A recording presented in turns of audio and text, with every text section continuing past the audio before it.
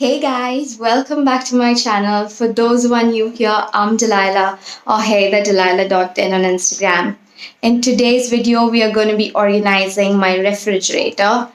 It is a old Samsung refrigerator with a storage of about 289 liters. It's a double door refrigerator and it's pretty unorganized right now. So this is how it looks on the outside. And this is how it looks on the inside. Pretty unorganized. So let's just get started by emptying the entire refrigerator. I'm pretty sure all of you are going to agree to this. When we buy a new refrigerator, we tend to keep it organized and clean at the start. But it doesn't take long to get unorganized. Sometimes we do not even know what's in there and what stuff has already gone bad. So today I'm going to show how to organize the refrigerator. I'll give you guys a few tips on how to store different types of food. I literally took out everything. You could also do it shelf by shelf in case of super fast perishable items like dairy products.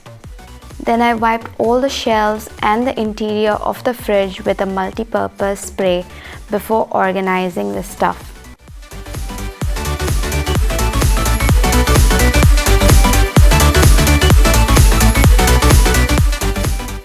I also did a little research on what items should be stored where. There seems to be correct places for every food item. A very common mistake done is storing the milk on the refrigerator door, because the door is most susceptible to temperature change. You need your milk to stay for long, so you could keep your milk packets in the freezer if you want it to stay for a longer period, or in the chiller where it is super cool. The boiled milk can be stored on the top or bottom shelf where the temperature is super cold according to your refrigerator design. I purchased these reusable mesh fridge bags for storage of fruits and vegetables. The advantage of using these bags are firstly that they are see-through, so you know what's in there. Secondly, they are reusable. Next advantage is that these bags have zipper closures so that the fruits or vegetables do not roll out of the bags. Fourthly, the net or mash is breathable material that helps the fruits and vegetables remain fresh and crisp in the refrigerator for days.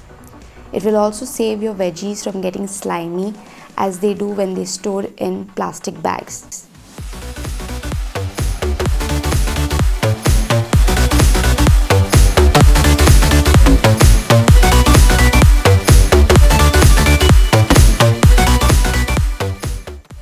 I also purchased these adjustable fridge storage racks that are expandable as well.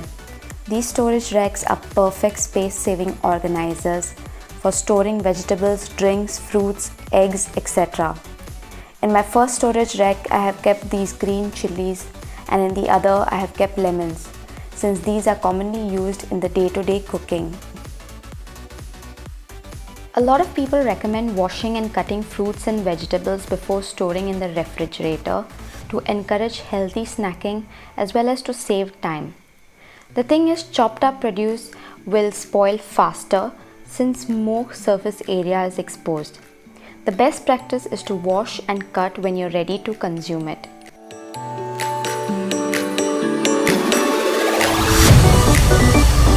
Next, let's move on to the refrigerator door.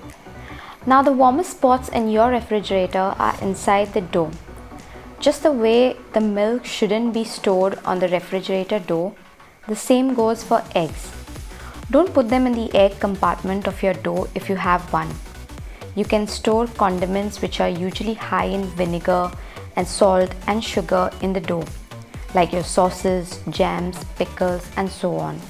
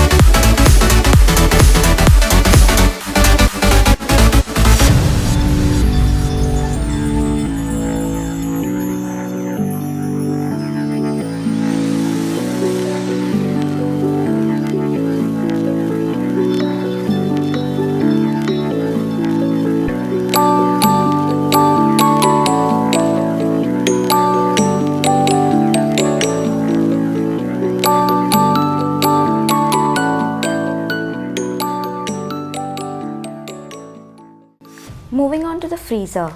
The freezer is usually used to store raw fish, meats, poultry and so on.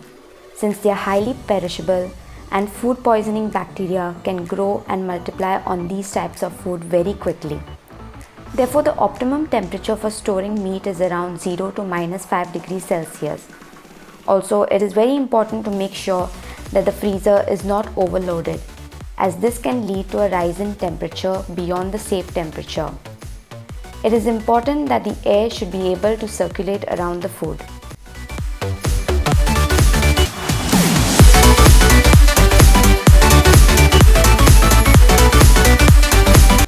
My mum usually stores grated coconut or some dry ground powder on the freezer door.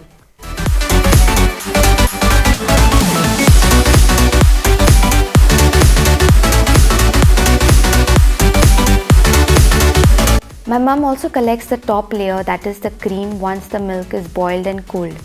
She then stores this in plastic containers and keeps them in this super freeze zone, which is then later used to make homemade ghee, also called as saturated butter.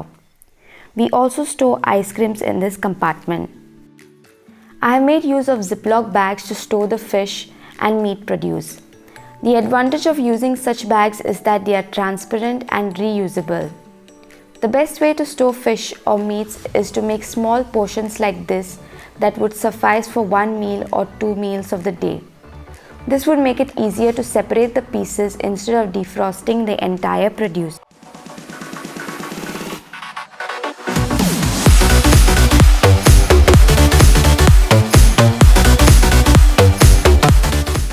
Now that we are done with cleaning the interior of the refrigerator, it is also important to wipe down the exterior of the refrigerator.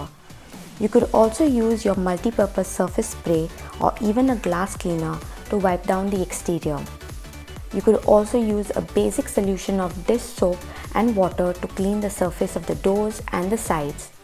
If your refrigerator is made out of stainless steel and has got rust marks on it, then a simple mixture of baking soda with a few drops of water can help you get rid of the rust marks.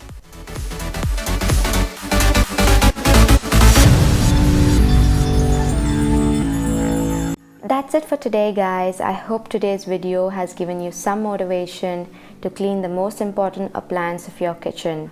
If you liked the video, then please do not forget to like, subscribe and click on the bell button to get notified for future videos.